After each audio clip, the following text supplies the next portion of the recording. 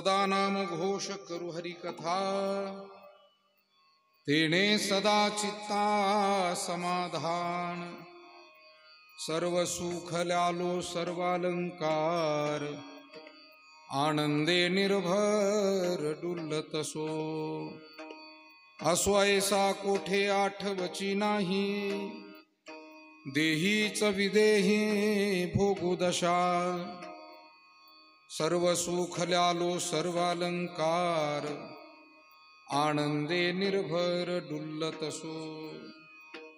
तुका म्हणे आम्ही झालो अग्निरूप, लागो नेदू पाप पुण्यांगा। सर्व सुख ल्यालो सर्वालंकार, आनंदे निर्भर डुल्लतसो। महायोग पीठे तटे भीमरथ्यां, वरं पुंडरीकाय दातुं मुनीन्द्रये।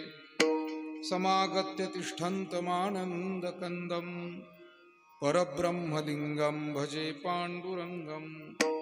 वक्रतुण्ड महाकाय सूर्यकोटि समप्रभ, निर्विघ्नं कुरु मे देव सर्वकार्येषु सर्वदा। गजाननं भूतगणादिसेवितं, कपित्थजम्बूफलचारुभक्षणम्, उमासुतं शोकविनाशकारकं, नमामि विघ्नेश्वरपादपङ्कजं।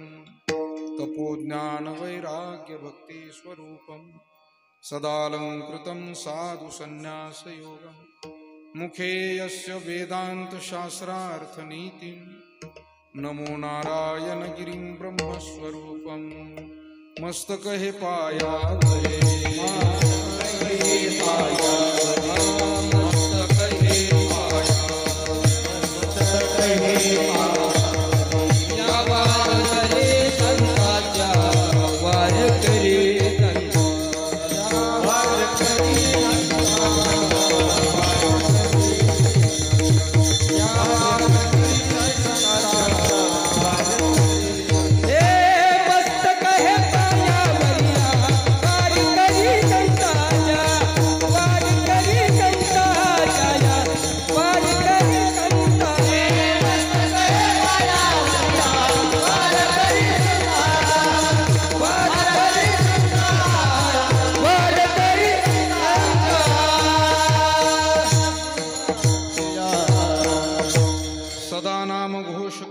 कथा, तेने सदा चित्ता समाधान। सर्व सुख ल्यालो सर्वालंकार, आनंदे निर्भर डुल्लतसो। संत श्रेष्ठ जगदवंदनीय जगद्गुरु श्री तुकाराम महाराज यांचा 4 चरणाचा मानवी जीवनामध्ये सर्वांना अपेक्षित असलेलं जे सुख समाधान, त्या समाधान स्थितीची अनुभूती येण्यासाठी महाराजांनी स्वतः जे साधन केलं ते अभंगातून आपल्या पुढे प्रकट केलेलं आहे। तुकोबाराय म्हणतात, आम्ही आमच्या व्यावहारिक जीवनाला अध्यात्माचं विशेष अधिष्ठान दिलं, नामघोष केला, हरिकथा केली आणि त्याचा परिणाम अंतःकरणामध्ये समाधान स्थितीचा अनुभव आला। ज्याला नित्य निरतिशय श्रेष्ठ सुख म्हणतात असं सर्व सुख प्राप्त झालं। सद्गुण रूपी विशेष अलंकार देखील या नामघोषानं नामभक्तीनं प्राप्त झाले। देहातच विदेह स्थितीचाही अनुभव आला आणि महाराज म्हणतात, आम्ही भक्ती करता करता, नामस्मरण करता करता ज्ञान स्वरूप झालो। ज्ञानाला गीतेमध्ये अग्नीची उपमा दिलेली आहे, म्हणून इथे महाराज ज्ञान स्वरूप झालो हे सांगण्यासाठी पर्यायाने अग्निरूप झालो असं म्हणतात। आणि त्याचा परिणाम पाप वासनाही आम्हाला स्पर्शत नाही, पुण्याचा अहंकारही थांबत नाही। लागो नेदू पाप पुण्यांगा, विठाला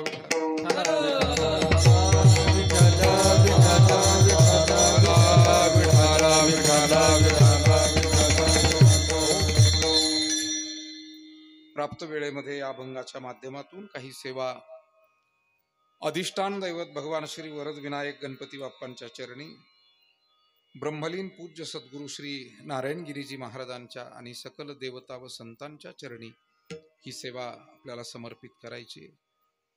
श्री वरद विनायक सेवाधाम, लोणी तालुका राहता, जिल्हा अहिल्यानगर।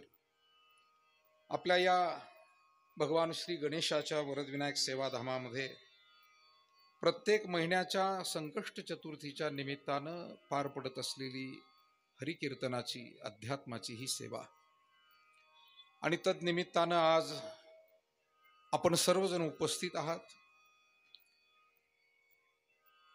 विशेषत्वानं आपल्या सर्वांचे ज्येष्ठ मार्गदर्शक, राज्याचे जिल्ह्याचे ज्येष्ठ नेते, माजी मंत्री अण्णासाहेबजी मस्के पाटील साहेब, त्याचबरोबर आज ज्यांचं अन्नदान आपल्याला या ठिकाणी प्राप्त आहे, ज्यांच्या द्वारा आजच्या चतुर्थीची यजमानपद स्वीकारून अन्नदान सेवा केली जाते आहे, असे सन्माननीय शिवाजीराव रानूजी जोंधळे साहेब, निवृत्त जिल्हाधिकारी साहेब, त्याचबरोबर त्यांच्या सौभाग्यवती आदरणीय सुवर्णाताई शिवाजीराव जोंधळे मॅडम यांच्या विशेष पुढाकारातून आजच्या चतुर्थीचं हे अन्नदान त्यांनी स्वीकारलं। मी त्यांचंही स्वागत करतो। आवर्जून या कार्यक्रमासाठी उपस्थित आमच्या वहिनी आदरणीय सुवर्णाताई विखे पाटील, त्याचबरोबर सर्व माता भगिनी, सन्माननीय किसनराव विखे पाटील, नंदुशेठजी राठी साहेब, या बाजूला उपस्थित सर्वच मान्यवर, सन्माननीय चौधरी पाटील असतील, देवकर साहेब आहेत, त्याचबरोबर शिंदे सर आहेत, माझ्या समोर आवर्जून उपस्थित आपल्या श्री गणेश सहकारी साखर कारखान्याचे माजी व्हाईस चेअरमन शिवाजीराव लहारे तात्या आणि वाकडीचे सरपंच आणि सर्व वाकडीची मंडळी आहेत, विठ्ठलराव आपल्या शेतकरी आणि वारकरी सेवेतले तेही आवर्जून आहेत, आपल्या सर्वच गावोगावची प्रमुख मंडळी इथे उपस्थित आहे, आणि विशेषत्वानं नेहमीप्रमाणे ज्यांच्यामुळे या कीर्तनाचा हा भक्ती आनंद आपल्याला प्राप्त होतो असे आपली गुरुबंधू महाराज मंडळी, गुणीजन मंडळी, आपले सर्व टाळकरी आणि बालवारकरी यांचाही सहयोग आपले आदरणीय भारतजी महाराज धावणे, बाबा महाराज मोरे, त्याचबरोबर हरिभक्तीपरायण अर्जुन महाराज शिंदे, सोपान काका बाराहाते, तांबे महाराज, नरहरी मामा, भाऊसाहेब महाराज काळे, या निमित्तानं आज आवर्जून ज्यांच्या द्वारा या कीर्तनाची सुरुवात झाली, ज्यांचं सुंदर गायन आपण ऐकलं, असे भजन सम्राट वारकरी भूषण बाबासाहेबजी महाराज सातपुते, अशोकजी महाराज निरफळ, विराजजी महाराज मगर, भगवानजी महाराज मोरे, वसंत महाराज खरात, विनेकरी आमचे शिवाजी महाराज, मृदंगाचार्य प्रसाद महाराज आणि सर्व उपस्थित मान्यवर, खरं म्हणजे भगवान श्री वरद विनायकाची फार मोठी कृपा आहे आणि ब्रह्मलीन पूज्य सद्गुरू नारायणगिरीजी महाराजांचे विशेष आशीर्वाद आहेत। त्यामुळे सातत्यानं ही सेवा आपल्याकडनं ते करून घेत आहेत, सर्वांना शक्ती देत आहेत, बुद्धी देत आहेत। आपण तसा विचार केला तर प्रत्येक महिन्याला हा एक यज्ञच पार पडतोय। नाम जप यज्ञ तो परम, एथ बाधू न शके स्नानादि कर्म, नामे पावन धर्मा धर्म, नाम परब्रह्म वेदार्थे। यज्ञ ही बहुविध पद्धतीचा आहे, म्हणजे एका बाजूला भजन आहे, हा नाम यज्ञ, काही विचारांची देवाणघेवाण हा ज्ञान यज्ञ, आणि सर्वात महत्वाचं सर्वांच्या आत्म्यालाही तृप्तता देणारा असा अन्नदानाचा यज्ञ। आणि प्रत्येक महिन्याला आपल्यातूनच भाविक पुढे येतात, कुणी अन्नदान, कुणी फराळ, कुणी श्रमदान, कुणी भजन, कुणी वेळ देऊन, कुणी काही वस्तूंचं योगदान देऊन आपली सेवा भगवंताच्या या कार्यामध्ये समर्पित करतात, आणि त्या परिणाम स्वरूप म्हणून ही सेवा या ठिकाणी सातत्यानं सुरू राहायला मदत होते। आजच्या या चतुर्थीची सेवा संपन्न करत असताना खरं तर हा पवित्र कालावधी आहे। दिवाळीनंतर कार्तिक मास सुरू होतो, नवीन संवत्सर सुरू होतं, आणि कार्तिक स्नानही आता आटोपलेलं आहे. पौर्णिमेला कार्तिक स्नानाची समाप्ती झाली. महिनाभर जे कार्तिक स्नान करतात त्याची समाप्ती, आणि चातुर्मासात जे कार्तिक स्नान करतात त्याची समाप्ती. कारण चातुर्मासाचा जो काकडा आहे तो आषाढ शुद्ध पौर्णिमा, ज्याला गुरुपौर्णिमा आपण म्हणतो, तिथून आषाढीची वारी झाली की 3 दिवसानं लगेच गुरुपौर्णिमा येते.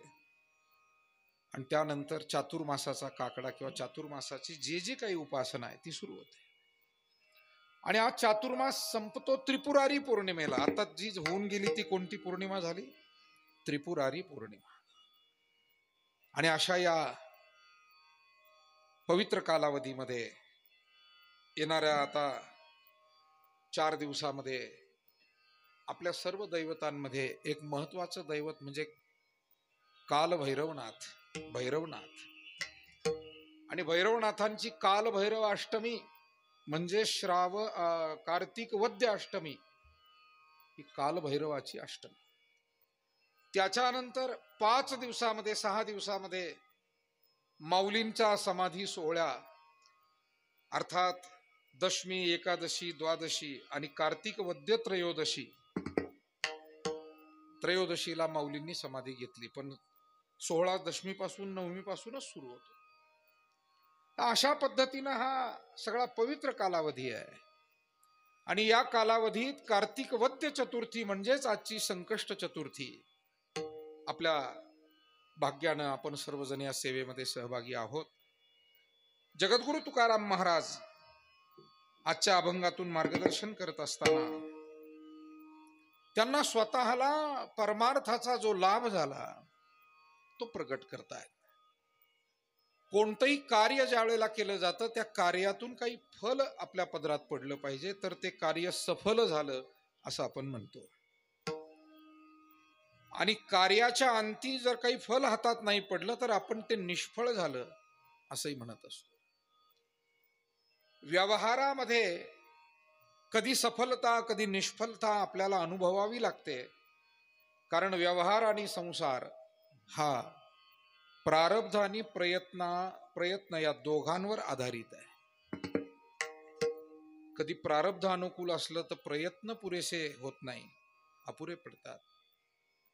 कधी अटोकाट प्रयत्न असूनही प्रारब्ध अडचणीत आणतं, आणि मग आम्हाला व्यवहारात, व्यवसायात, शेती, उद्योग, जे काही हाती घेतलेलं कार्य त्यामध्ये कधी कधी सफलता कधी निष्फलता पदरात पडत राहते.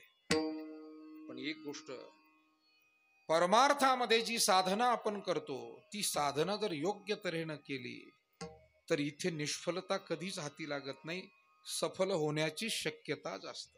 तुका म्हणे श्रम केला, तुका म्हणे श्रम केला, तुका म्हणे श्रम केला, तुका म्हणे श्रम केला, तुका म्हणे श्रम केला,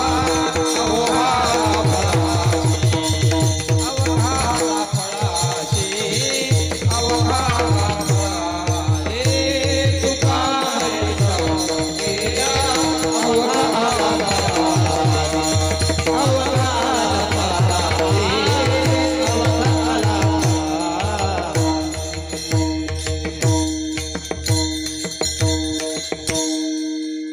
तुका म्हणे श्रम केला, तोहा आला किंवा अवघा आला फळासी.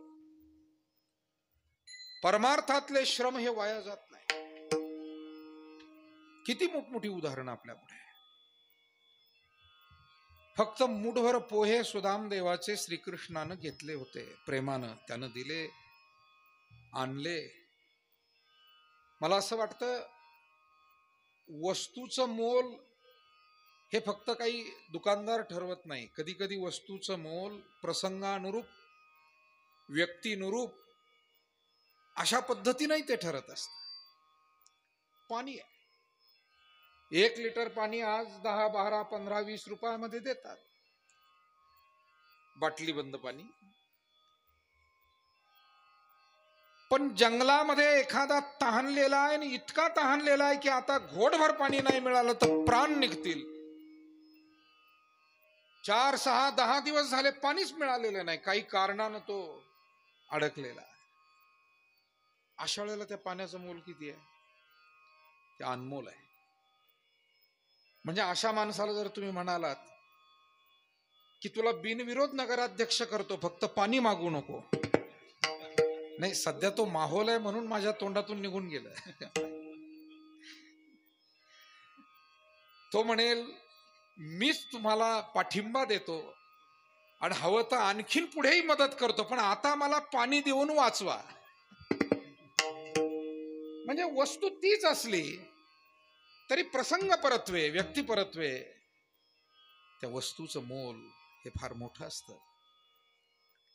आणि म्हणून खऱ्या अर्थानं माणसाला जीवनामध्ये सुख, समाधान, आनंदाची अपेक्षा आहे.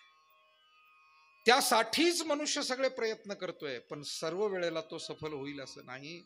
पण परमार्थामध्ये मात्र तरले तरती हा भरवसा, नामधारकांचा ठसा. सुदामदेवाने मुठभर पोहे दिले आणि भगवान प्रसन्न झाले, कारण त्या पोह्यांचं महत्व नाही, त्या पोह्यांमधल्या भावनेचं महत्व आहे. त्या भावनेला खूप महत्व आहे. ज्या वेळेला दिंडी आपल्या गावात येते, आता आळंदीला माऊलींच्या समाधी सोहळ्याला आपले सगळे वारकरी दिंड्या मार्गस्थ झालेले आहे. आता आजही काही दिंड्या आपल्या इथून समोरून गेल्या, आपल्या लोणी गावात आजूबाजूला मुक्कामी आहे. अनेक भाविक त्यांची सोय करतात, अन्नदान करतात. मोठी सेवा आहे, महत्वाची सेवा आहे. पण त्या दिंडी आल्यानंतर प्रत्येक आमची माता भगिनी 10-5 भाकरी करते, मंदिरात नेऊन देते. तिथे गावातले आपल्यासारखे मान्यवर आमटी बनवतात, काही भाजी बनवतात आणि वारकऱ्यांना मोठ्या प्रेमाने जीव घालतात. मी सांगू आपल्याला, लग्नाचं ताट किती रुपयाला याची किंमत काढता येईल, बरोबर आहे की नाही? किंवा काही खाद्यपदार्थ दुकानातून विकत घेतले हलवायाकडून, त्याची किंमत काढता येईल. पण या आलेल्या वारकऱ्यासाठी आमच्या आई बहिणी ज्या भाकरी करून देतात ना, त्या ताटाची किंमतच होत नाही. कशी काय करायची सांगा ना, कोणत्या आधारावर करायची हो ती किंमत? म्हणे 500 रुपयाला ताट आहे का 700? अरे 500 आणि 700 लई किरकोळ. विठाला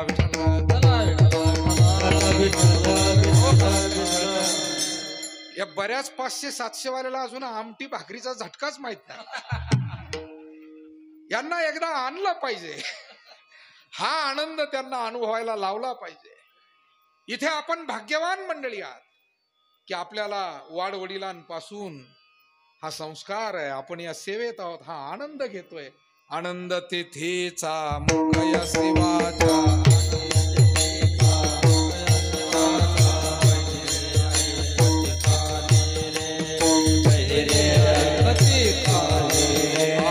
आंधळ्याचे डोळे पांगळ्याचे पाय, आंधळ्याचे डोळे पांगळ्याचे पाय. तुका म्हणे वृद्ध होती तरणे रे, तुका म्हणे वृद्ध होती तरणे रे, तुका म्हणे वृद्ध होती तरणे रे, तुका म्हणे वृद्ध होती तरणे रे.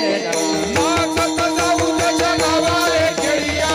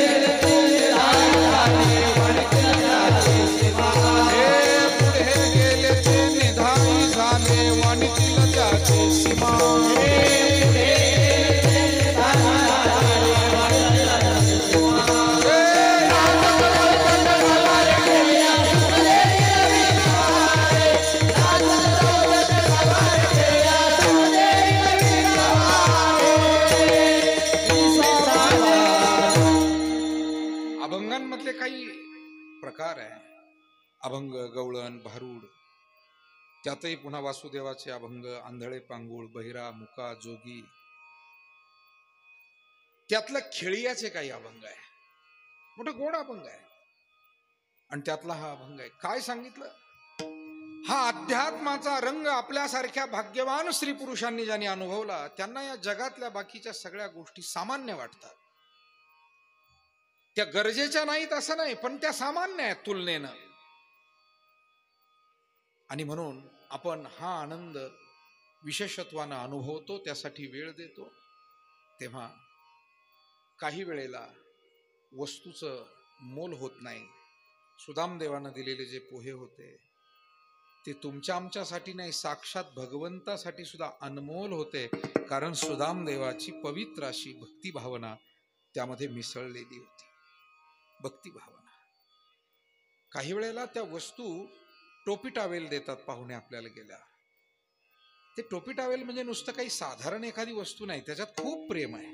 माय भगिनींना पीस देतात, साडी देतात, फार प्रेम आहे. ती वस्तू केवढ्याची आहे पाहत बसून आहे, त्याच्यातलं प्रेम अनमोल आहे. भावा पुढे बळ नाही कोणाचे सबळ, नाही कोणाचे सबळ, नाही कोणाचे सबळ.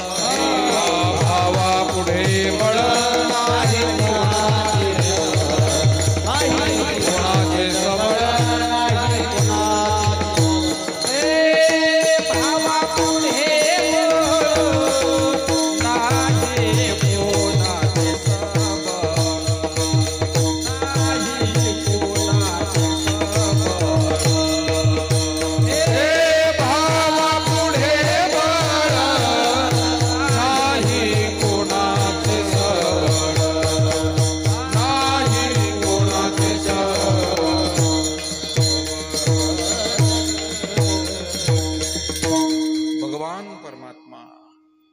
त्या पोह्यांचा स्वीकार करतायत आणि मुष्टीभर पोह्यासाठी गाव सुवर्णाचा दिला गाव. एक मुठभर पोहे, पोहे सुदामदेवाचे फके मारी कोरडीची, आणि त्याला सोनियाचा गाव भगवान परमात्मा देतो.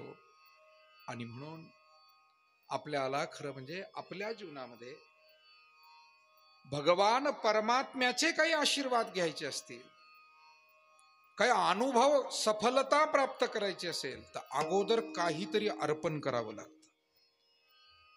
जमीन सुद्धा मुठभर घेते आणि मग पोतभर, 4 पोते 10 पोते आपल्याला देते, पण त्याला काहीतरी द्यावं लागतं. जुन्या काळच्या मोटारी होत्या, त्याच्यात वरून पाणी ओतावं लागायचं, मग खालून पाणी वर यायचं. बरोबर आहे ना? जुनी माणसं बसली त्यांना विचारा की त्या पैपातलं पाणी निघून जायचं, पाणी नाही राहायला लागलं, लोक शेण ओतायचे. बरोबर आहे का? जुना झाला काळ सगळा, आता बदल झालाय, आता या सगळ्या गोष्टींची आवश्यकता उरली नाही. पण सहज आठवलं म्हणून त्या थोड्याशा मागच्या काळात मी गेलो. पण तो पाईप काय करायचा, अगोदर पाणी घ्यायचा आणि मग आम्हाला द्यायचा. मला वाटतं हा नियम आहे सुखप्राप्तीचा, समाधान प्राप्तीचा, जीवनातल्या यश प्राप्तीचा. काहीतरी योगदान दिल्याशिवाय काही मिळत नाही. आणि म्हणून आम्हाला जर समाधान स्थितीला प्राप्त व्हायचंय, भगवंताचे आशीर्वाद त्यासाठी मिळवायचे, काही अध्यात्मातला अनुभव आम्हाला घ्यायचा, तर त्या अध्यात्माची काही सेवा आमच्याकडनं घडली पाहिजे. मी नेहमी आग्रह धरत असतो, जुनी पिढी आमची आजही थोडा तरी नित्यनेम केल्याशिवाय दिवस कडेला जाऊ देत नाही. काही ना काही नित्यनियम आहे. इथे बसलेल्या बहुतेक स्त्री पुरुष बंधू भगिनी सर्वांचे नियम आहे. देवपूजेचा नियम, काही पोथी ग्रंथ वाचण्याचा नियम, 10-5 मिनिट का होईना, अर्धा तास का होईना. कुणी हरिपाठ घेतं, कुणी हनुमान चालिसा, कुणी दुर्गा सप्तशती, कुणी नामस्मरण करतं. पण हे नियम आपल्याला आपल्या अंतःकरणाला समाधान देतात. कारण ती परमार्थ साधना आहे आणि ती साधना आपल्याला अध्यात्मदृष्ट्या सफलतेकडे घेऊन जाते. जसं चांगली शेती ही त्या शेतीत जाऊन काहीतरी कष्ट केल्याशिवाय ती चांगली होत नाही. तुम्ही किती खतं घाला, पण आमची जुनी माणसं म्हणायची शेतीला शेणखत, लिंबोळी खत, आणखी काय, हा हा कोपरी, कोंबडी कोंबडी कोंबडी ते असू, आणि रासायनिक खत. पण सांगतो त्याच्या पुढे जाऊन जुने माणसं म्हणायचे शेताला आणखी एक खत घातलं पाहिजे, ते म्हणजे पाय खत. म्हणजे तुम्ही स्वतः त्या शेतात गेलं पाहिजे आणि त्या शेतात काम केलं पाहिजे. तुमची पावलं त्या जमिनीला आणि त्या जमिनीचा स्पर्श तुमच्या पावलांना झाला पाहिजे, तर शेती चांगली होते.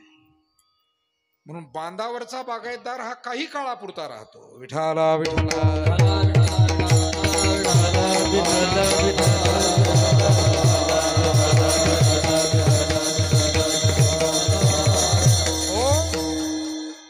सांगण्याचं तात्पर्य इतकंच आहे, काहीतरी योगदान.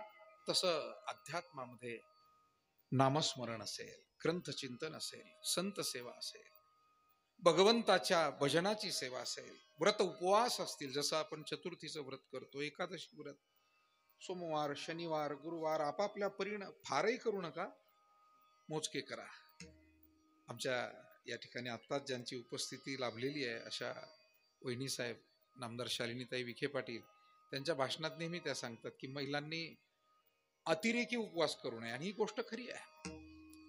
ज्ञानेश्वरीमध्ये स्पष्ट असं लिहिलंय की अतिरेकानं एखादी गोष्ट करणं म्हणजे ती तामस सेवा आहे, तामस सेवा आहे, त्याला तामसी सेवा. खूपच जास्त काहीतरी आपण करणं. मला एक अनुभव आहे. एक ग्रस्त होते एका गावचे, त्यांनी गीतेतला एक श्लोक वाचला, रसवर्जम रसोप्यस्य परम दृष्ट्वा निवर्तते, श्रीमद भगवद्गीतेतल्या दुसऱ्या. तो माणूस खूप चांगला होता, भाविक होता, सात्विक होता. त्याच्यावरच्या काही त्यानं निरूपण वाचलं. आणि जर आपण सर्व रसांचा खाण्यापिण्यातला त्याग केला, म्हणजे तिखटही नको, खरटही नको, आंबटही नको, गोडही नको, काहीतरी जसं जमेल तसं, आणि त्यानं खरोखर ते सुरू केलं ना, जरा नियमाला कठोर होता माणूस, चांगला माणूस, पण झालं असं की 4 महिन्यामध्ये मरायला टेकला. आणि म्हणून गुरुवर्य नारायणगिरीजी महाराज सुद्धा म्हणायचे की बाबा आपल्याला झेपेल एवढं, फार असं काही, आणि अति कष्ट लागू नये म्हणून तर हा भक्ती मार्ग आहे. भक्तिपंथ बहु सोपा, पुण्य ना गवे या पापा, येणे जाणे खेपा, येणेची एके खंडते, अष्टांग योगे नशिनी यमने निरोध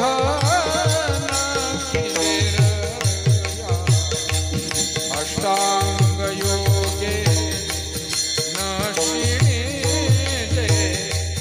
यमने निरोध रया.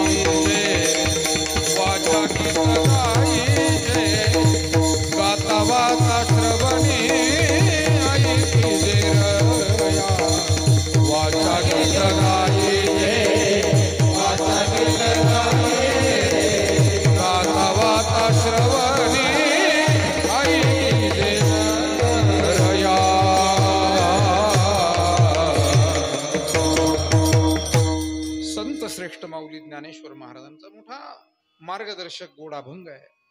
या अभंगातून माऊली ज्ञानोबा राय म्हणतात, अष्टांग योगे नशिनिजे. या सांप्रत कलियुगामध्ये इतक्या कठीण साधना होणार नाही. हटयोग, अमोक दमुक अशा गोष्टी अवघड आहे. यम नेम निरोध न कीजिरया. योगामध्ये यम, नियम, प्रत्याहार, धारणा, ध्यान, समाधी वगैरे ही सगळी त्याची 8 अंग आहे विविध. मग आता हे सगळं जर का करायचंय सामान्य माणसाला शक्य नाही. मग यम नेम निरोध नक्की जे रया काय करायचंय? मग भगवंताचं भजन करा. वाचा गीत गाईजे, वाचा गीत गाईजे, गाता वाता श्रवणी ऐकी जे रया. आपण भगवंताचं भजन करा. अनेक हॉस्पिटलमध्ये, अगदी आपला प्रवरा मेडिकल ट्रस्टमध्ये किंवा विखे पाटील फाउंडेशन अशी जेवढी मोठे आपल्या साई सुपर स्पेशालिटी हॉस्पिटल, अनेक हॉस्पिटलमध्ये एक छोटं तरी मंदिर असतं. काही खाजगी हॉस्पिटलमध्ये सुद्धा असतं. त्याच्यावर रिसर्च झालेला आहे. मी त्याविषयी थोडंसं वाचण्याचा प्रयत्न केला त्या अनुषंगानं. काही डॉक्टर मंडळींनी त्यावर रिसर्च केला की ज्या ज्या हॉस्पिटलमध्ये असं थोडंसं एक प्रार्थनेचं स्थान निर्माण करून दिलंय, पेशंट किंवा पेशंटचे नातेवाईक जे येऊ शकतील तिथे प्रार्थना थोडी करू शकतील, तर डॉक्टरांचं म्हणणं असं आलं की इतर पेशंटच्या तुलनेत ते लवकर बरे होताना दिसले. कारण एक सकारात्मकता, सात्विकता, एक ऊर्जा, एक मनोबल त्यांना त्यातून मिळालं. आता ह्या सगळ्या गोष्टी अशा आहे की या अदृश्य आहे, पण अनेक या सृष्टीमध्ये अदृश्य गोष्टी प्रभावी आहे. आता या मोबाईलच्या ज्या वेव्ज आहेत ह्या सुद्धा अदृश्य आहेत ना, पण त्याची तीव्रता झाली तर चिमण्या मरतात. म्हणजे अनेक अदृश्य गोष्टी आहेत त्या प्रभावी आहे. आपला हा आवाज इथून तिथपर्यंत जातो, या ध्वनी लहरींचाच तो जो केलेला अभ्यास आहे त्यातूनच हे शक्य झालंय ना. अदृश्य आहे. ध्वनी कुठं दिसतो? ऐकू येतोय पण डोळ्यांना दिसतोय का? वारा वाहतोय डोळ्यांना दिसतोय का? तसंच प्रार्थनेतून येणारी ऊर्जा मिळते, त्याचा लाभही होतो, दिसत नाही म्हणून अनेकांना पटत नाही. विठाला विठाला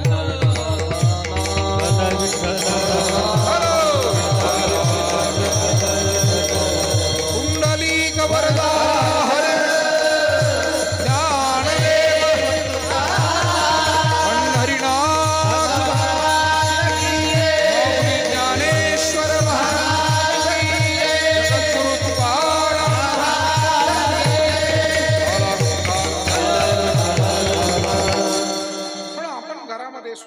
विज्ञान सुद्धा हे सांगायला लागलंय की घरामध्ये जर तुम्ही पोथीचं वाचन केलं, नामस्मरण केलं, ध्यान केलं, चिंतन केलं किंवा काही हवन केलं, अग्निहोत्र ज्याला म्हणतात, तर त्याचे पवित्र सकारात्मक चांगले परिणाम त्या वायुमंडलावरती होतात. हे आज विज्ञान सुद्धा मान्य करत आहे. आणि म्हणून अध्यात्माच्या साधनेतून लाभ होत नाही असं म्हणणं म्हणजे अनुभवाशिवाय त्या गोष्टीला नाकारणं आहे. आता अनुभवाशिवाय जर कोणी काही नाकारू लागलं तर त्याला कोण दुसरं काही करू शकत नाही. एक जण म्हणला, हे पहा मी हे आंब्याचं फळ खाल्लंय आणि ते फार मधुर आहे. दुसरा म्हणला, असूच शकत नाही, आंबा कधी गोड आहे हे मला पटलेलंच नाही. का? म्हणे मी आयुष्यात आंबा खाल्लेलाच नाही आणि माझा पक्का समज आहे की आंबा हा गोड नाही, आंबा हा मधुर नाही. पण तू कधी? नाही, मी कधी खाल्लेला नाही. एखादा गिर्यारोहक माउंट एव्हरेस्ट शिखरावरती जाऊन आला आणि तो जर का आपल्या खेडेगावात येऊन आपल्या आप्तेष्टांना सांगायला लागला की अरे मी माझ्या टीम सोबत हिमालयात गेलो, हिमालयातलं सर्वोच्च शिखर माउंट एव्हरेस्ट, तिथे आम्ही सर्व गिर्यारोहक, सर्व ट्रेकर्स त्या ठिकाणी गेलो आणि ते सर केलं. प्रतिकूल हवामान होतं, अनेक मरणाचे प्रसंग होते, ऑक्सिजन कमी होता, हिमकडे ढासळत होते, जीवन मरणाच्या प्रसंगातून आम्ही चालत होतो वगैरे तो सांगला. गावाकडचे लोक म्हणतात असं कुठं असतं काय, आणि बर्फाचा कुठं डोंगर असतो का? आता हे कधी शिव ओलांडून गेलेले नाही, हा त्यांच्याच सांगायला लागला. म्हणून काही गोष्टी न सांगितलेल्या बऱ्या, आणि अनधिकाऱ्याला तर सांगूच नका. विठाला विठाला. तुम्ही काही श्रेष्ठ काम करताय, चांगलं करताय, परंतु त्याला सांगा. तुकोबाराय म्हणाले, मला सुद्धा काही अध्यात्माचं बोलायचंय, पण या अनधिकारी लोकांजवळ काय बोलू? त्याच्यासाठी माझी ये जातीचे मज भेटो कोणी, माझी ये जातीचे मज भेटो, आवडी श्री धनी फेडावया,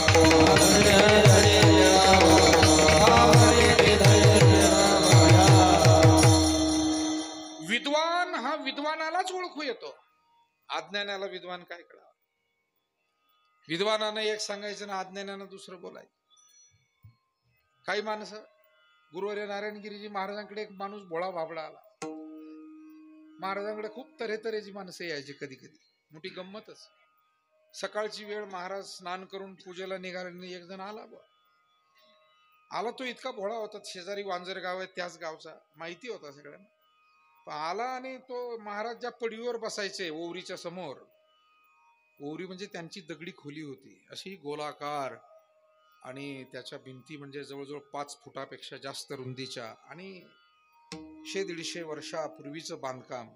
गंगागिरीजी महाराजांच्या नंतर लगेच हरिगिरी महाराज होते आणि त्यांनी ते बांधलेलं 18व्या शतकातलं. त्याच्यात महाराजांचं राहणं असायचं. ओवरीच्या समोर ती पडवी होती आणि त्या पडवीवर फक्त महाराज बसायचे आणि बाकीचे लोक त्या पडवीचं दर्शन घ्यायचे की हे महाराजांचं आसन आहे. आपण साधारण काही संकेत पाळतो आपल्या वाडवडिलांविषयी, संतजनांविषयी, गुरुजनांविषयी, आणि ते पाळायला हवे. ती आपली संस्कृती आहे. पण तो भोळाच होता.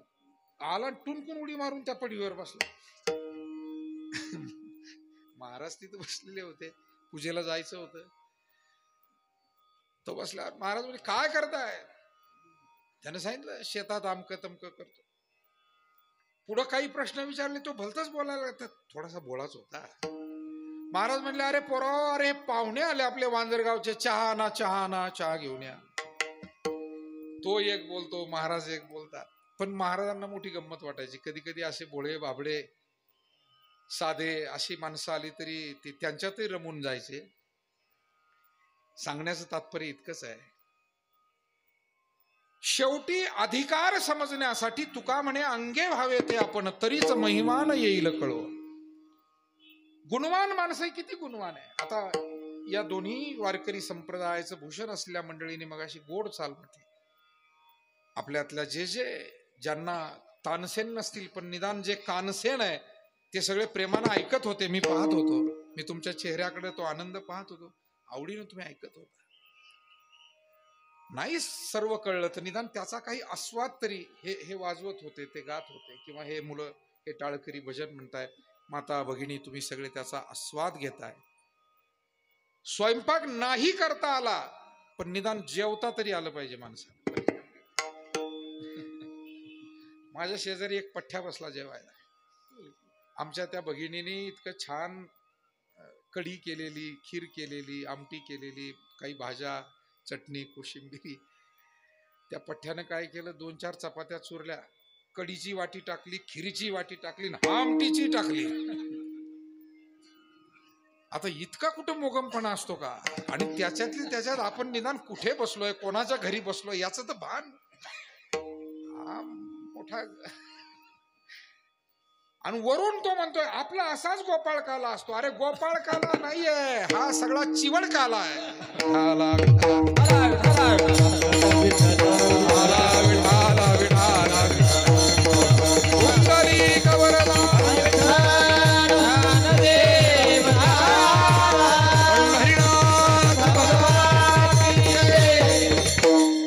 स्वयंपाक करणं तर श्रेष्ठ गोष्ट आहे, पण स्वयंपाक केल्यानंतर तो जेवण सुद्धा एक कला आहे. रुची रुची घेऊ घास, ब्रह्मरस आवडी.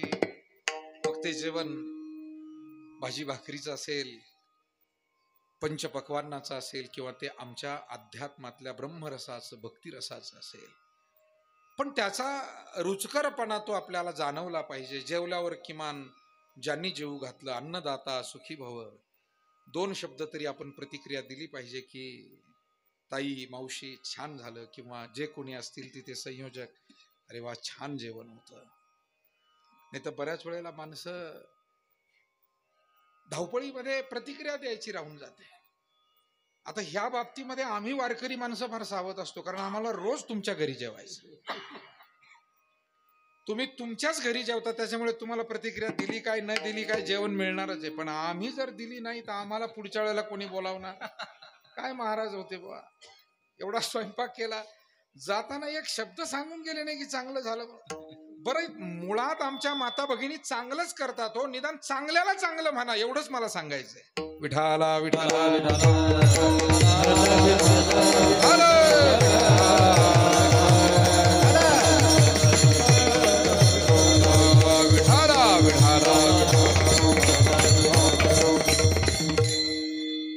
मुद्दा हा आहे की आपल्याला भजनाचा आनंद, भक्तीचा आनंद, अध्यात्माचा आनंद अनुभवायचा आहे, तर त्यासाठी काही साधना केली पाहिजे. आणि ती साधना जगद्गुरु तुकोबारायांना ठाऊक होती. कारण तुका म्हणेचा कोणी सांगे, मजा अनुभव आहे अंगे. काही क्षेत्रात काही विशेष माणसांचा अनुभव असतो, तो सामान्याला पटत नाही. मी मगाशी गिर्यारोहकाचं उदाहरण दिलं. तसं संतांचे सुद्धा अध्यात्माविषयीचे श्रेष्ठ अनुभव आहे. अनेक आपल्यासारख्या भाविकांना ते पटतात, अनेक विद्वानांनी सुद्धा विचारांती ते समजून घेतलेत. पण अनेक अजूनही लोक असे असतीलही जगामध्ये की जे म्हणतात की नाही, अध्यात्म म्हणजे काही नाही, देव हा नसतो, भक्ती केल्यानं काही होत नाही. मला असं वाटतं इथे बसलेली सगळी भाविकांची मांदियाळी आपण आहात आणि आपण त्याचा अनुभव घेतो आहोत. जगद्गुरु तुकोबारायांनी जो अनुभव घेतला तो इतका श्रेष्ठ होता, इतका उच्च होता की महाराजांना वाटलं, अरे रे, मी एकट्यानं नको हा आनंद घ्यायला, सगळ्यांना मिळाला पाहिजे. सज्जनाची प्रवृत्ती अशीच असते की जे जे आपणाशी ठावे ते इतरांशी द्यावे, ही भावना असते. जे आपल्याला अवगत झालंय ते सर्वांना का होऊ नये? आरोग्य जर आपल्याला पाहिजे ते सगळ्यांना का मिळू नये? शिक्षण आपल्याला पाहिजे, सगळ्यांना का मिळू नये? आणि म्हणून अनेक माणसं आपल्या सहसमाजाच्या उद्धारासाठी प्रयत्न करतात, त्यासाठी खटाटोप करतात. अगदी छोट्या छोट्या माणसापासून ते मोठ्या माणसांपर्यंत ही सत्प्रवृत्ती अजूनही समाजात जिवंत आहे की आपल्यासह सर्वांचं भलं कसं होईल हा विचार. तुकोबाराय तर संत होते, त्यांना तर अवघ्या विश्वाचं भलं व्हावं ही कळकळ त्यांच्या अंतकरणात होती. आणि म्हणून महाराजांनी जगासमोर येऊन सांगितलं की बाबांनो, अरे मी तुमच्यासारखाच हाडामासाचा, तुमच्यासारखंच दगडा मातीचं घर, पोरं सोरं गुरं ढोरं, माझाही संसार, पण बघा माझ्याकडे, याच संसारामध्ये तुम्ही रडता आहात, निराशेत जगता आहात आणि मी मात्र आनंदी आहे. लोक म्हणू लागले, महाराज हे कसं काय? आमचं आणि तुमचं जीवन वरवर पाहता सारखंच आहे, मग तुम्ही आनंदी आम्ही दुःखी असं का? महाराज म्हणाले, मी जी साधना सेवा करतो ती तुम्ही करायला हवी, आणि ती साधना अभंगाच्या सदा नाम घोष करू हरी सदा नाम घोष करू हरी सदा नाम घोष करू हरी सदा नाम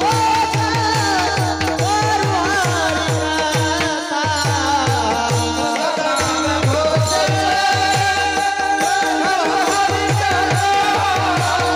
करू हरी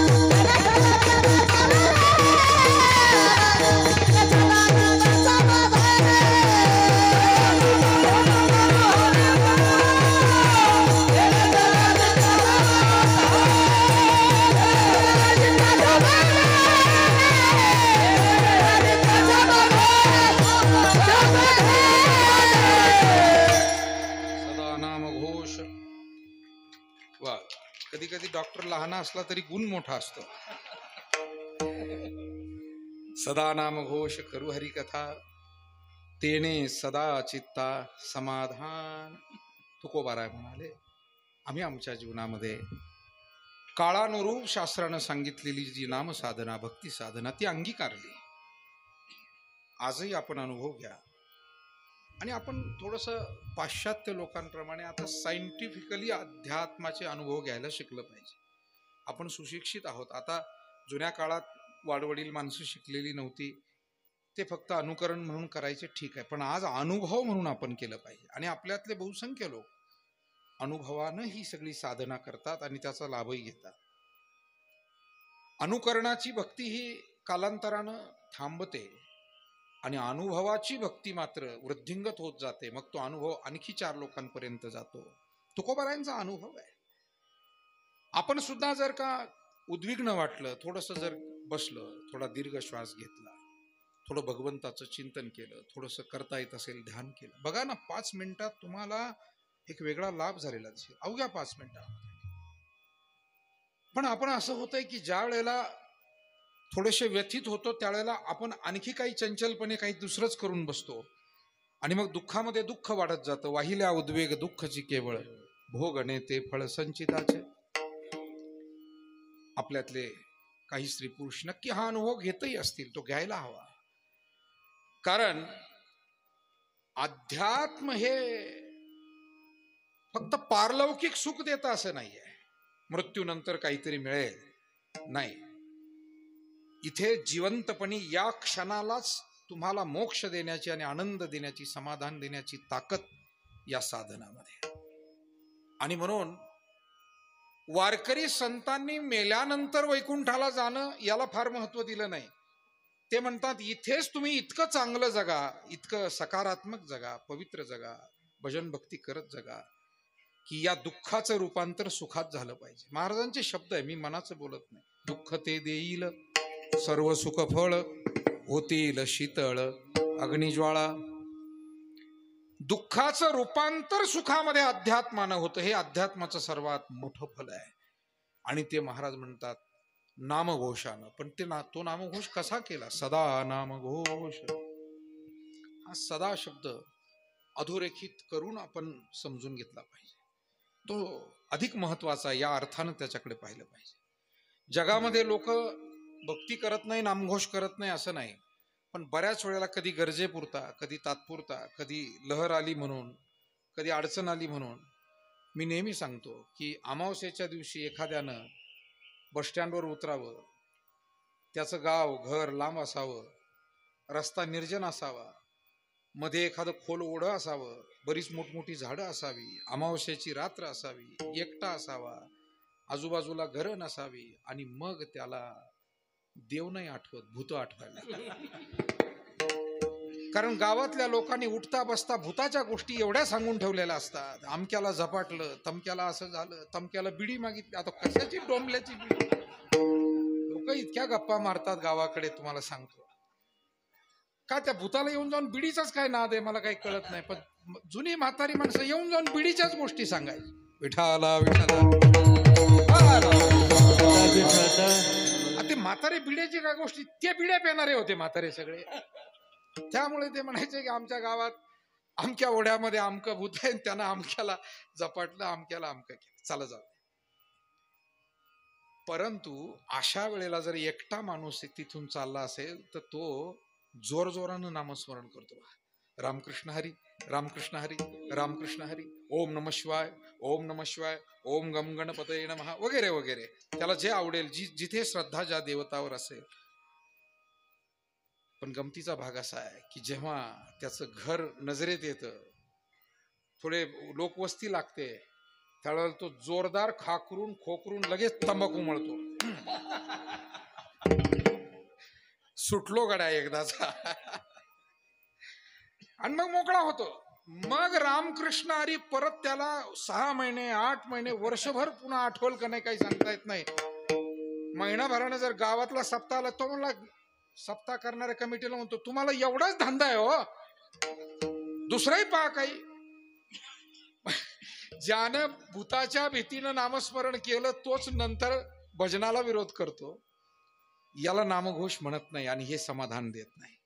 म्हणून अशा मतलबानं आपण काहीतरी माझी भीती जावी मग मी नामस्मरण करील, माझी भीती जावी.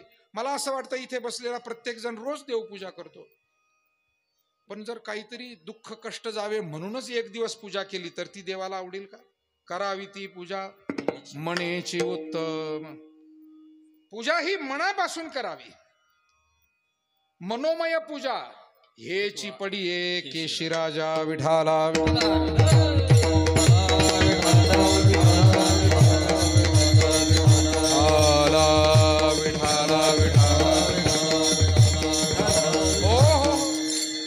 आणि म्हणून हा सदा शब्द मी सुरुवातीलाच म्हणालो तो अधोरेखित करायचा आहे. आजच्या सोप्या मराठीत म्हणजे अंडरलाईन करायचा आहे. अधोरेखित म्हटल्यावर बऱ्याच इंग्लिश मीडियम वाल्यांना कळायचंच नाही की व्हॉट इज दिस. मराठीमध्ये तुम्ही इंग्रजीमध्ये ज्याला अंडरलाईन करणं म्हणतात त्याला मराठीत काय म्हणतात तर अधोरेखित करणं. पण आवर्जून आपण हे मराठीचे शब्द जिवंत ठेवले पाहिजे, आवर्जून बोललं पाहिजे. विठाला विठाला विठाला विठाला विठाला विठाला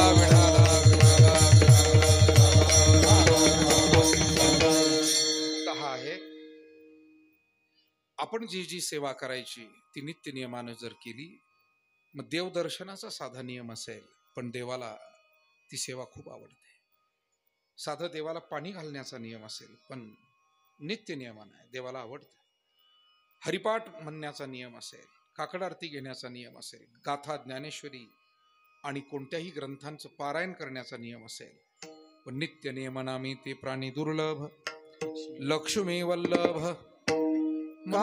काही नित्य नेमाविना अन्न खाय तोचे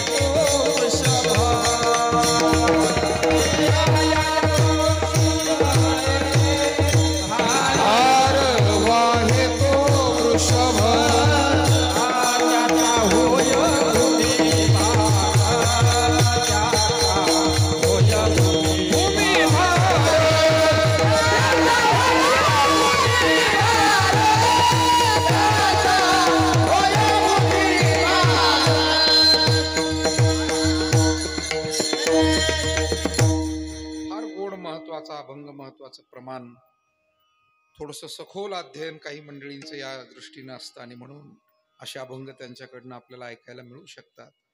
काही नित्य नियमाविण अन्न खाये तो जिश्वान. महाराज म्हणतात नित्यनियम न करता जो म्हणजे देवाला हातही जोडत नाही, अगरबत्ती लावत नाही, पाणी घालत नाही. बरं घरातलं कोणी का देवपूजा करीना, पण निदान चालता चालता त्या देव घरापुढं असं तर करा, असं तर करा. काही जणांचा एक वेगळा आता एक पद्धत आहे, ते देवापुढं.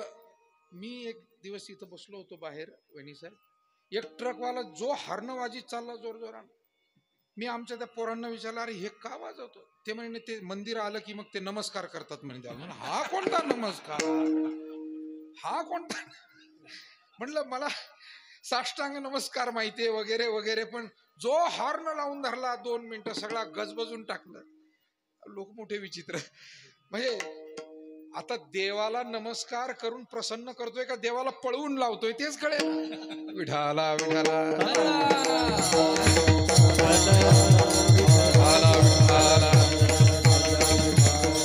तर आपण आपल्या अशा काही क्लुप्त्या लढवू नये जे शास्त्रान तस्मात शास्त्रम प्रमाणंते कार्याकारी व्यवस्थित. शास्त्रानं संतांनी वडीलधाऱ्यांनी जे नियम घालून दिले, म्हणून नमस्काराचा नियम नमस्कारासारखाच आहे आणि तो नियमानं केला पाहिजे. तेवढा सुद्धा नित्यनियम आपल्याला आशीर्वाद प्राप्त करून देतो, समाधान प्राप्त करून देतो. पण काहीच नित्यनियम जर केला नाही, अन्न खाये तो जिश्वान. आणि म्हणून सदा सतत सातत्याला महत्व आहे. परीक्षा जवळ आली की अभ्यास करणारे विद्यार्थी पुष्कळ आहे, पण सतत रोज नियमानं काही तास ज्यांनी ठरवून घेतले की 3 तास, 2 तास, 4 तास, आणि ज्यांना चांगलं शिकायचंय त्यांनी कमीत कमी 3 तासाच्या पुढे तरी सवय स्वतःला लावली पाहिजे. शाळेव्यतिरिक्त, क्लास व्यतिरिक्त, फार लहानपणी नाही, 5वीच्या आत मी म्हणत नाही, पण 5वी 7वीच्या पुढे गेल्यानंतर किमान शाळा आणि शिकवणी सोडून 3 तास जर सवय लावली. मी आज दुपारी एका कार्यक्रमाला गेलो, आमचे कलेक्टर साहेब इथं बसलेले, जोंधळे साहेब. तर ही अधिकारी मंडळी ज्या वेळेला इतक्या मोठ्या परीक्षा देऊन अधिकार पदावर IAS म्हणून जातात, तर फार संघर्ष असतो. ती मुलगी दुपारी सांगत होती, आमच्या बेंड्याला एक पूजा शिंदे नावाची मुलगी आता महाराष्ट्र लोकसेवा आयोगामध्ये क्लास 1 म्हणून तिची निवड झाली, आणि दुपारी सत्कार होता. मी त्या कार्यक्रमाला गेलो. आमच्या बेंड्याच्या नागेबाबा परिवाराने तो आयोजित केला होता. त्या मुलीने सांगितलं की मी मागील 8 वर्षापासून व्हॉट्सअप, फेसबुक आणि इंस्टाग्राम पाहिलेलं सुद्धा नाही. मला सगळ्या विद्यार्थिनी आणि विद्यार्थी यांना सांगायचंय, मला मुद्दाम त्या दुपारी त्या भगिनीनं जे शब्द सांगितले ते सांगायचे. आपण काय करतो, किती वेळ वाया घालवतोय. हा मोबाईल माणसाला व्यापारात मागे खेचतोय, शिक्षणात मागे खेचतोय, शेतीत मागे खेचतोय, अध्यात्मात मागे खेचतोय. कुटुंब व्यवस्था विस्कळीत व्हायला लागली, समाज व्यवस्था विस्कळीत. गोष्ट वाईट नसते हो, पण त्याचा अतिरेक वाईट असतो. विठाला विठाला विठाला विठाला विठाला विठाला. आणि त्या मुलीने आणखी सांगितलं की मी तिने सांगितलं 8 वर्षानंतर मी पहिल्या सार्वजनिक समारंभामध्ये, अशा फंक्शन मध्ये आले. मी कुठल्याही फंक्शनला सुद्धा जाऊ शकले नाही. मी सतत 10 ते 12 तास सातत्यानं अभ्यास केला. मला असं वाटतं एवढं शक्य नसलं पण निदान काही, पण ते रोज पाहिजे. बरं, 10-12 तास आपण करू, पण एखाद दिवशी करू. दुसऱ्या दिवशी आपण म्हणू, नाही काल एवढा केला ना, मग आज नाही केलं तर काय होतं. साधं फिरायला जाणारा माणूस म्हणतो काल 5 किलोमीटर फिरलो ना, मग आज नाही फिरलो तर काय होतं. काय नाही, परंतु नित्यनियम महत्वाचा आहे. आणि म्हणून सदा देवपूजा, सदा नामस्मरण, सदा सेवा, मग ती आईवडिलांची सेवा, भगवंताची सेवा, त्याच्यामध्ये. आणि आपण भाग्यवान आहोत की आपल्या बहुतांशी सर्व कुटुंबामध्ये पिढ्यानपिढ्या ही सेवा चालू आहे. ती खंड नाही आहे, त्याला अखंडपणे चालू आहे. एकादशी घरात कोणी ना कोणी 1, 2, 3 माणसं का होईना पण एकादशी करतात. प्रत्येक घर असं आहे. अन्नदान काही ना काही हातून घडतंय, पोथी पुराण काही वाचन होतंय, देवाचं पूजन होतंय. मी म्हणत नाही की या सगळं केल्यानं तुम्हाला एकदम देव प्रगट होईल आणि भेट देईल. तोही इतका स्वस्त आणि सुलभ नाही आहे. माणसं लवकर भेटत नाही हल्ली, देवाची काय अपेक्षा घेऊन बसला. पण एक गोष्ट आहे की या सेवा वाया जाणार नाही, त्या सफल ठरतील. आपला कीर्तनाचा विषयच आजचा सफल आणि निष्फल इथून सुरू झालाय. ती सेवा वाया जात नाही. काय होईल, तेने सदा चित्ता समाधान, चित्त समाधान स्थितीला. पण ते समाधान सुद्धा तात्पुरतं नाही. तात्पुरतं भजन तर तात्पुरतं समाधान, आणि सदोदित देवाची आठवण तर सदोदित समाधान आपल्याला अनुभवायला मिळेल. असं सूत्र तुकोबाराय इथे देतात. महाराज म्हणतात समाधान कोणाला नको सांगा बरं. अनेक गोष्टींच्या बाबतीत आवड निवड आहे, पण समाधानाच्या बाबतीमध्ये सगळ्यांचाच होकार आहे. जगाच्या कोणत्याही टोकावर राहणारा, कुठल्याही जाती धर्म पंथाचा माणूस, कोणती भाषा बोलणारा माणूस, त्याला जर विचारलं की तुला समाधान हवंय का, तो होच म्हणेल. इथे दुःख कोणाला हवंय का असं विचारलं तर जगातला कोणताही माणूस नकोच म्हणेल. दुःख कोणालाही नकोय. आणि दुःखाद विद्भज्यन्ते जंतु सुखम सर्वाय रुच्यते, असं शास्त्र वचन आहे. दुःखाला नकार आहे आणि सुखाचा स्वीकार आहे. पण मग सुखाचा स्वीकार आहे तर सुखाचं साधन आवडलं पाहिजे, आणि दुःखाला नकार आहे तर दुःखाची कारणं सुटली पाहिजे. विठाला विठाला विठाला विठाला विठाला विठाला.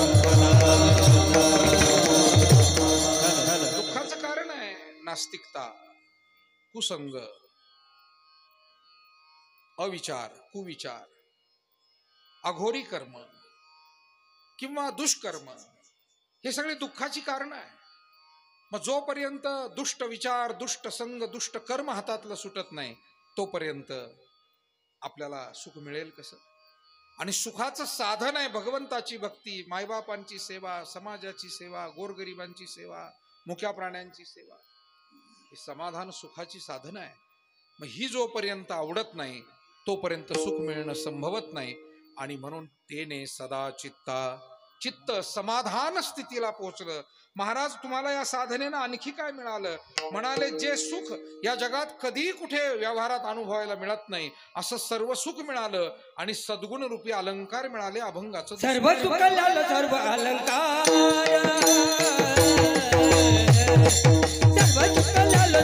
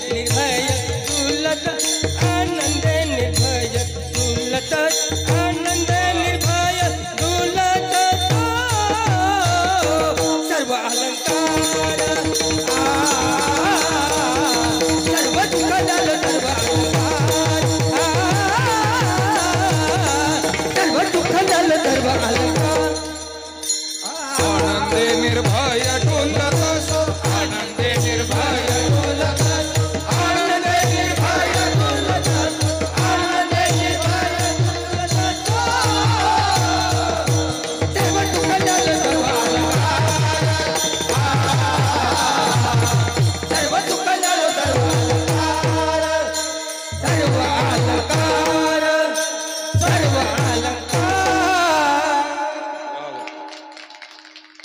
सर्व सुख ल्यालो, सर्व अलंकार, आनंदे निर्भर डुलत सो.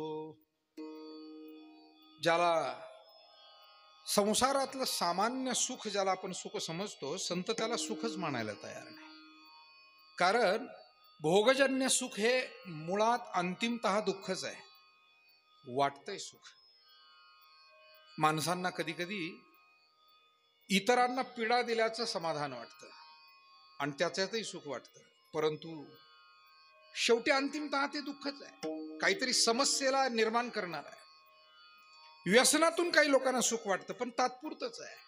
त्याच्यातून पीडा, शारीरिक व्याधी, सामाजिक समस्या, कौटुंबिक समस्या उद्भवणारच आहे.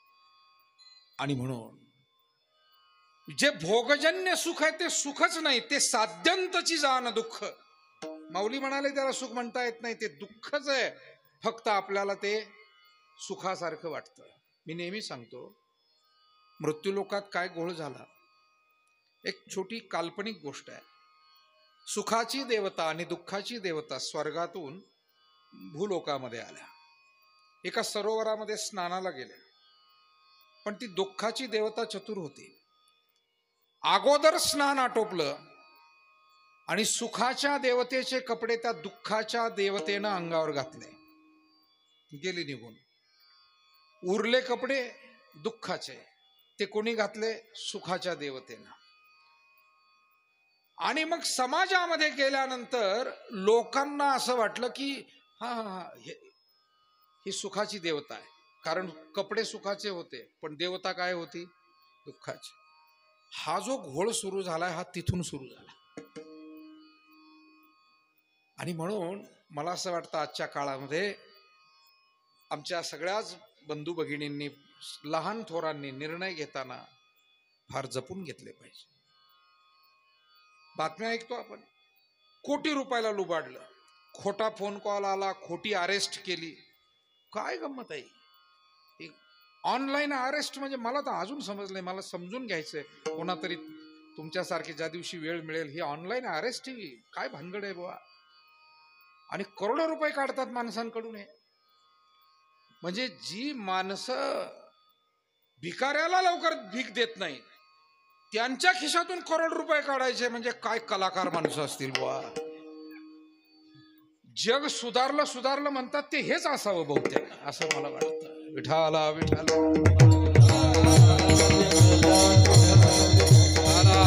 विठाला विठाला विठाला.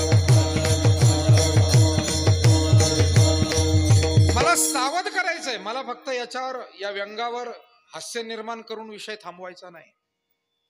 सावधानता, कारण प्रपंच उद्ध्वस्त होत आहे.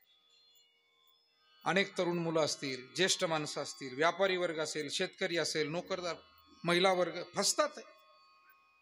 तुमचे पैसे दुप्पट करून देतो. आपल्याला आपल्या जिल्ह्यात, तालुक्यात, राज्यात असलेल्या बँकावर भरोसा नाही. अचानक कंपन्या येतात, म्हणतात पैसे दुप्पट, आणि जे कंपनी जाती पळून. आणि मग काय करणार. आणि म्हणून जुन्या काळामध्ये गोष्ट सांगितली जायची. एक शेतकरी कुटुंब साधं, परंतु घरातले सगळे माणसं गेले. काही समारंभ होता पाहुण्यांकडे आणि ते गेले कार्यक्रमाला. म्हातारी एकटीच होती घरी. एक चोर आला. त्याला वाटलं म्हातारीला तरी काय मारायचं, गोड बोलूनच चोरी करू. तो बराच हुशार चोर होता, जरा मुरब्बी होता. आजी येऊ का? या, ये बाबा ये. कुठून? आजी तुमच्या मुलीच्या घरून आलोय मी. तिचा दीर आहे ना. ठकीचा दीर आहे होय तू? आता त्याला क्ल्यू मिळाला की म्हातारीच्या मुलीचं नाव ठकी दिसतंय. त्यानं सुरू केलं, हा हा हा मी ठकीचा दीर आहे. अरे बाबा बरं झाला आला. किती दिवसाचं ठकीचं काही निरोप नाही, बातमी नाही. जुन्या काळी फार बोळी बाबडी माणसं. म्हातारीनं जेव खाऊ घातला, त्याला गंध लावला. साधी माणसं होती हो आपली ही जुनी सगळी. त्याच्याजवळ तेल, तांदूळ, गूळ, डाळ, शेवटी कोणत्याही आईचं मुलगा काय, मुलगी काय, नातवंड काय, जीव असतो. सगळं दिलं. थोडेफार पैसे होते कमराला पिशवीत, तेही दे. ठकीला दे बरं एवढे, आणि जाशील ना तू आता. मग जाणार नाही म्हणजे कसं काय? आता डायरेक्ट ठकीकडेच चाललो मी. अरे भाऊ देवासारखा आला रे. आणि तुम्हाला काय वाटतं हे फक्त जुन्या म्हाताऱ्यालाच लुटलंय काय? आणि जे लय शिकले सवरले त्यांनी जरा आरशात पहा बरं जाऊन. म्हातारीतन आपल्यात काय फरक आहे? काय चाललंय जगात आज? स्वतःला विद्वान समजणारी माणसं आज फसतायत. हे दुर्दैव आहे. विठाला विठाला विठाला विठाला विठाला. गमतीचा भाग पुढे. त्यानं सगळं ते गाठोडं भरलं. पूर्वी असे सैनाचे धोतर असायचे, ते गवत बांधायला वगैरे. अशा धोत्रात गाठोडं बांधून बाजार सुद्धा त्या धोत्रातच आणायचे ना. धोत्रात ते कापड असायचं सैनाचं, सुती. घेतलं डोक्यावर, निघाला काय? निघाला तेवढ्यात म्हातारीचा मुलगा आला. आणि तो घोड्यावर आला. घोडे होते पूर्वी, काय गाड्या नव्हत्या. घोड्यावर उतरला. राम राम राम राम राम राम राम. कुठल्या पाहुणे? अहो तुमच्या सासरवाडीचा ना, तुमचा चुलत मेवनाच आहे मी. असं. आणि तुमच्या बहिणही तुमची मला माहिती आहे. आमच्या शेजारचं तर गाव. हा लावलं त्यानं डोकं बरोबर. म्हातारी कोण सगळं हळूहळू समजून घेतलं. काय नाही नाही म्हणे, म्हातारीने काय केलंय हे सगळं तुमच्या बहिणीसाठी दिलं, आता तिकडे घेऊन चाललो. अहो केवढं काम करताय हो तुम्ही आमचं, आणि ओझं डोक्यावर नेणार इतक्या लांब. आता काय करता म्हणे, आता तुमच्या आईनं दिलेलं काम आहे. पहा बरं चोर काय हुशार. तो म्हणला एक काम करा ना, मला 4-6 दिवसांनी तिकडे यायचं, एक घोडं घेऊन जाणार.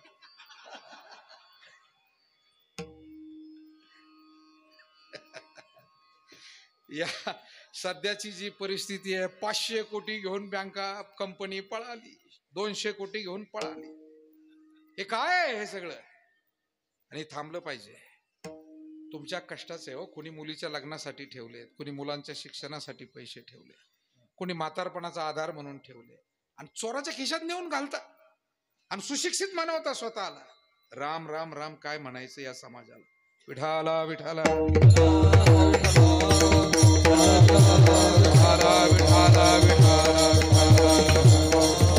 कुंडली कवरदा हरी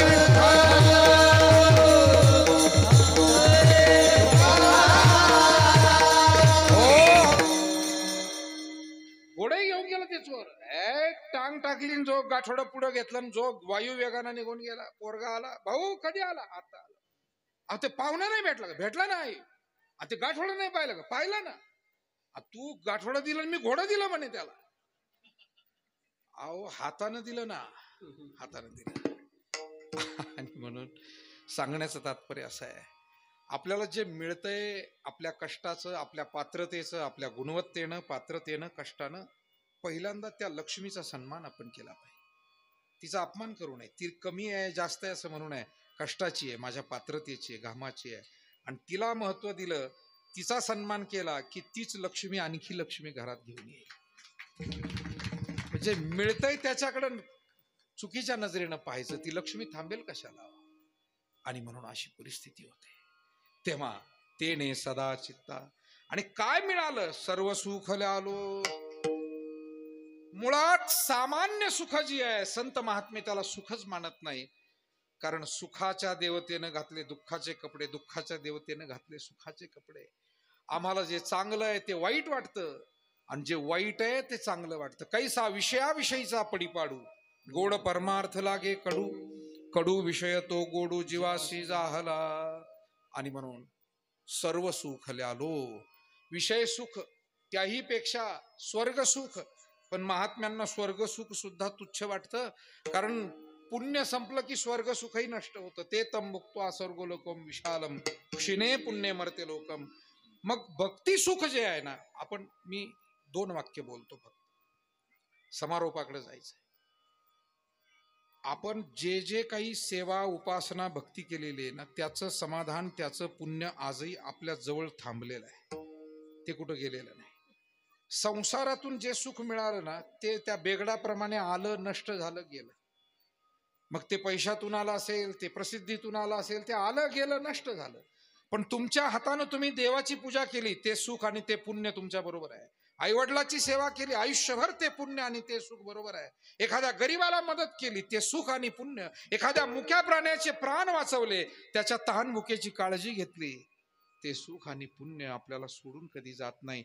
आणि म्हणून सेवेतलं, भक्तीतलं जे सुख आहे त्याला सर्व सुख म्हणतात. सर्व सुख आलो. सर्व अलंकार. कोणते अलंकार?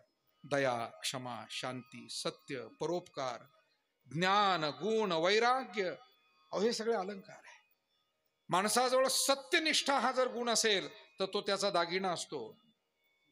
आणि माणसं बोलता बोलता म्हणत असतात, त्या माणसाचं बाकी काही असो, पण दिलेला शब्द तो माणूस पाळल्याशिवाय राहत नाही. म्हणजे हा त्याचा ब्रँड झाला, तो त्याचा दागिना झाला. परोपकार हा काहींचा दागिना आहे. बाकीचे दागिने असावेत, जरूर घालावे, तेही आवश्यक आहे. पण आपली खरी शोभा या वरच्या दागिन्यांनी नाही, आपल्या सद्गुण रूपी दागिन्यांनी. सर्व सुख आलो. सर्व अलंकार. उदाहरण सांगतो. मारुतीरायांकडे, हनुमानजींकडे सेवा हा अलंकार होता. बरोबर आहे की नाही? सीतामाईकडे आपल्या पतीच्या अडीअडचणीमध्ये त्यांच्या सोबत उभं राहणं, पतिव्रता. वास्तविक रामाला वनवास आहे, सीतेला नाही आहे. पण सीतेने सांगितलं, आता जर मी तुमची अर्धांगिनी आहे तर तुम्हाला साथ देणं माझं काम आहे. ज्ञानोबारायांकडे ज्ञान हा अलंकार, नामदेवरायाकडे भक्ती हा अलंकार, नाथ महाराजांकडे शांती हा अलंकार, तुकाराम महाराजांकडे वैराग्य हा अलंकार. आपल्या प्रत्येकाकडे सुद्धा काही ना काही असा सद्गुण रूपी परिचय आपला आहे, तो अलंकार आहे. तो जपावा, तो वाढवावा. आणि असे सद्गुण रूपी अलंकार जीवनात वाढत गेले की त्याचा एक वेगळा आनंद आहे. सर्व सुख आलो. सर्व अलंकार. आणि आनंदे निर्भर डुल्लत असो. सदा नामघोष भक्तीनं काय झालं तर देहात विदेह स्थिती प्राप्त झाली. अभंगाचं 3रं चरण. असोईसा कोठे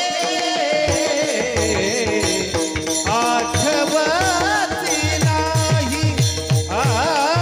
असोईसा कोठे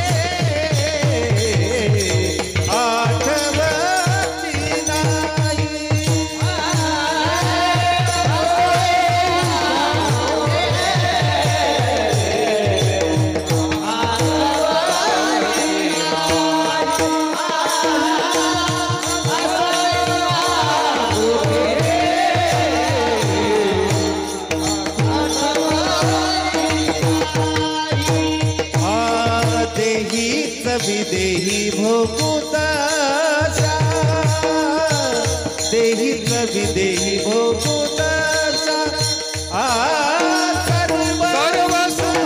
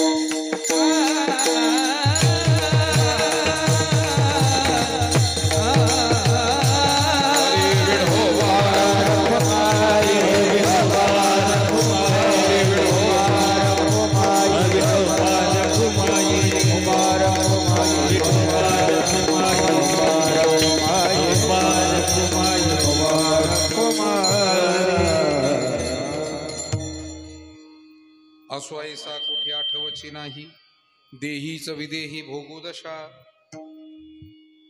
नामस्मरण भक्तीनं माणूस विदेही होईल यात नवल नाही म्हणा शेवट तो कमने आम्ही झालो अग्निरूप तो कमने आम्ही झालो अग्निरूप तो कमने आम्ही झालो अग्निरूप तो कमने आम्ही झालो अग्निरूप लागोने तू पाप पुण्य अंगा लागोने तू पाप पुण्य अंगा लागोने तू पाप पुण्य अंगा सर्व सुख द्यालो सर्व अलंकार सर्व सुख द्यालो सर्व अलंकार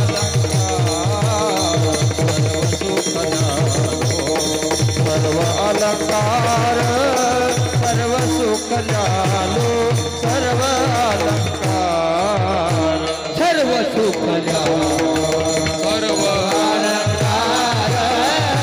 सर्व सुख द्यालो सर्व अलंकार सर्व सुख द्यालो सर्व अलंकार सर्व सुख द्यालो सर्व अलंकार सर्व सुख द्यालो सर्व अलंकार आनंदे निर्भर डुलाता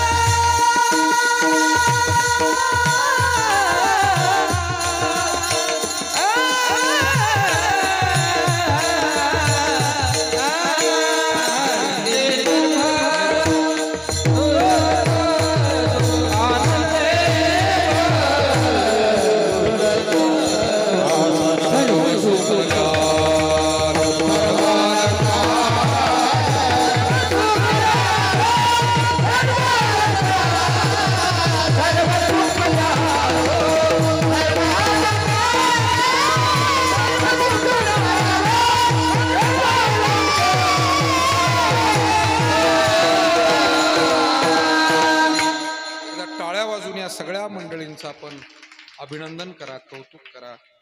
अतिशय गोड साथ संगत आजच्या कीर्तनाला आमच्या सगळ्या गुणीजनांनी, महाराज मंडळींनी, टाळकरी बालवारकऱ्यांनी दिली आणि आपण सर्व मायबाप बंधू भगिनींनी अतिशय श्रद्धेनं भक्तिभावानंच आपण प्रति चतुर्थीला येता याही वेळेला आपली उपस्थिती उल्लेखनीय आहे आणि मोठ्या आवडीनं आपण या सेवेमध्ये सहभागी होत आहे. आपणा सर्वांनाच भगवान श्री वरद विनायकाचे, पांडुरंगाचे, सद्गुरूंचे आशीर्वाद लाभो अशी प्रार्थना. आज ज्यांच्याद्वारा अन्नदान सेवा झाली, खरं तर जोंधळे कुटुंबामध्ये नातवाचं आगमन झालं आणि नातवाचा जन्म अर्थात चिरंजीव आरुष राकेश जोंधळे, सन्मान्य जोंधळे साहेबांचे सुपुत्र राकेश यांना मुलगा झाला चिरंजीव आरुष आणि त्याच्या आनंदाप्रित्यर्थ माननीय शिवाजीराव रानूजी जोंधळे साहेब, निवृत्त जिल्हाधिकारी, आणि सौभाग्यवती आमच्या भगिनी सुवर्णाताई शिवाजीराव जोंधळे मॅडम या दाम्पत्याने अतिशय भक्तिभावाने आजचा हा महाप्रसाद, अन्नदान प्रसाद या ठिकाणी आपल्याला दिला. मी आपल्या सर्वांच्या वतीनं त्यांचे खूप आभार व्यक्त करतो. भगवान परमात्म्याचे आशीर्वाद त्यांना लाभो अशी प्रार्थना करतो.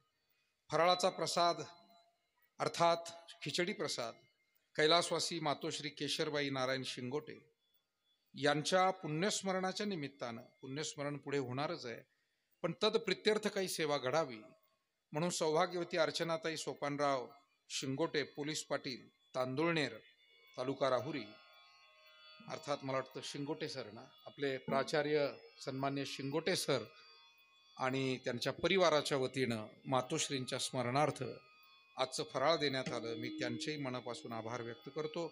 भगवंताचे आशीर्वाद त्यांना लाभो अशी प्रार्थना करतो. लाडूचा प्रसाद नेहमीप्रमाणे आमचे योगेश भाऊ, रामभाऊ निर्मळ पाटील, त्याचबरोबर केळीचा प्रसाद संतोषराव पाटील कडू तिसगाववाडी यांनी दिला, त्याबद्दल त्यांचे आभार. विशेष करून उद्याच्या कार्यक्रमाचे एक छोटंसं निमंत्रण आपल्याला या ठिकाणी देणं मी उचित समजतो.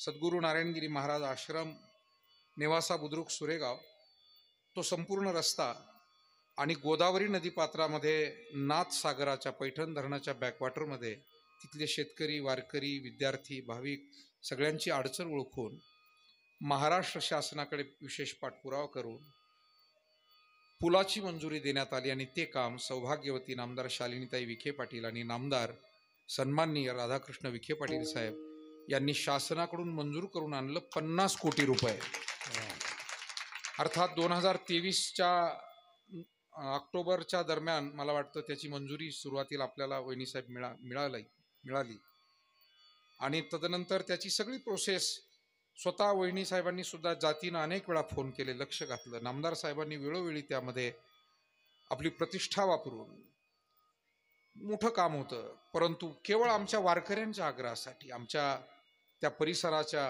तिथल्या शेतकऱ्यांसाठी, वारकऱ्यांसाठी आपला नेवासा तालुका अहिल्यानगर जिल्हा आणि पलीकडे गंगापूर वैजापूर तालुका संभाजीनगर जिल्हा दोन्ही बाजूची मोठी अडचण होती. विशेष करून आमच्या पायी दिंड्या माऊलीच्या प्रत्येक एकादशीला महिन्याला येणाऱ्या त्या वारकऱ्यांची अडचण आणि तिथून या मागणीला सुरुवात झाली. आम्ही जी सुरुवात केली की मी सांगितलं, साहेब आमच्या दिंड्या होडीत बसून येतात, म्हातारी माणसं आहे, बाया माणसं आहे आणि या वारकऱ्यांसाठी तरी इथे पूल झाला पाहिजे, तो सगळ्यांच्या उपयोगाला पुढे येईल, शेतकऱ्याच्या येईल, विद्यार्थ्याच्या. आणि तोच धागा पकडून वहिनी साहेबांनी सातत्यानं पाठपुरावा केल्यामुळे उद्या नामदार साहेबांच्या, वहिनी साहेबांच्या शुभ हस्ते मान्यवरांच्या उपस्थितीत त्या पुलाचं भूमिपूजन ठेवण्यात आलेलं आहे. दुपारी 2 वाजता उद्या सद्गुरू नारायणगिरी महाराज आश्रम, नेवासा सुरेगाव रस्ता या ठिकाणी आपल्या सर्वांना, आपल्या परिवारातील सदस्य या नात्यानं अतिशय आग्रहाचं निमंत्रण उद्याच्या कार्यक्रमाचं मी देतो. आणि पुन्हा एकदा आदरणीय नामदार, आपल्या राज्याचे जलसंपदा मंत्री, जिल्ह्याचे पालकमंत्री राधाकृष्ण विखे पाटील साहेब आणि आमच्या वहिनी साहेब अर्थात सौभाग्यवती शालिनीताई विखे पाटील यांचे विशेष आभार व्यक्त करतो की एवढं मोठं काम फक्त आमच्या वारकऱ्यांच्या शब्दासाठी त्यांनी दिलं आणि त्याची प्रत्यक्ष सुरुवात कामाची त्या ठिकाणी उद्या होते आहे. पुन्हा मी त्यांना धन्यवाद देतो, आपले आभार व्यक्त करतो, थांबतो. यानंतर महाराज, आमचे भारतजी महाराज हे या ठिकाणी एक एक उल्लेख करतील आणि त्याप्रमाणे सत्कार संपन्न होतील. विठ्ठल जय जय विठ्ठल जय जय हरी जय करुणे भेटी वाकुळी महाराज नाही विचारिला अधिकारी